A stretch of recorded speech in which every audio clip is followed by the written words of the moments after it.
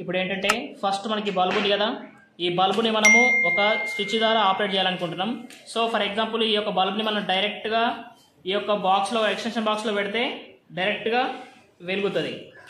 So ఇప్పుడు ఈ డైరెక్ట్గా వెలగడం నాకు అవసరం లేదు. దీని ప్లేస్లో ఇప్పుడు మనం స్విచ్ ఆన్ చేస్తే ఈ బల్బ్ అనేది వెలగాల, స్విచ్ ఆఫ్ చేస్తే మళ్ళీ బల్బ్ అనేది ఆఫ్ కావాలి. సో దానికోసం ఇప్పుడు నేను ఒక స్విచ్ అనేది దీనికి కనెక్ట్ చేయాలనుకుంటున్నా. సో అది కావాలంటే ఫస్ట్ మనకు ఒక స్విచ్ కావాలి. ఇది వచ్చేసి 1 వే స్విచ్. ఇప్పుడు ఏం చేస్తున్నా, ఇదే వైర్ని ఈ స్విచ్కి ఒకటి డౌన్ టెర్మినల్ ఉంటుంది, ఇంకోటి అప్ టెర్మినల్ ఉంటుంది కదా. సో డౌన్ టెర్మినల్ వచ్చేసి మనం మెయిన్ ఫేజ్ పెట్టుకోవాలి. అంటే మనం స్విచ్ బోర్డ్ నుంచి ఏ వైర్ అయితే వస్తుందో ఫేజ్ వైరు, ఆ వైర్ వచ్చేసి ఈ యొక్క 1 వే స్విచ్కి డౌన్ టెర్మినల్కి కనెక్ట్ చేసుకోవాలా.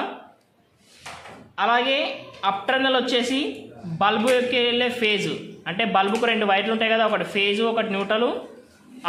ఆ రెండిట్లో ఏదైనా ఒకటి, ఫర్ ఎగ్జాంపుల్ మనం ఫేజు న్యూట్రల్ ఏదైనా అనుకోవచ్చు. ఇది ఫేజ్ అనుకుంటే ఇది న్యూట్రల్ అనుకోవచ్చు, లేకపోతే ఇది ఫేజ్ అనుకున్నా ఇది న్యూట్రల్ అనుకోవచ్చు.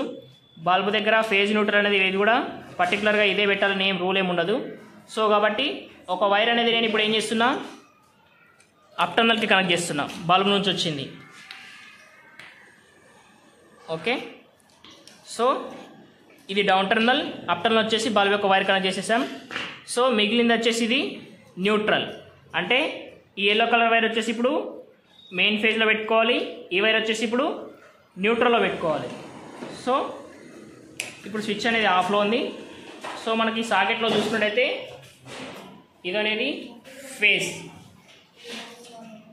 అలాగే ఇది అనేది న్యూట్రల్ కదా. ఇప్పుడు పెట్టేసుకుందాం,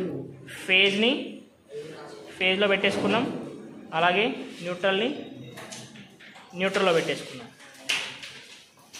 ఇప్పుడు స్విచ్ అనేది ఆన్ చేద్దాం.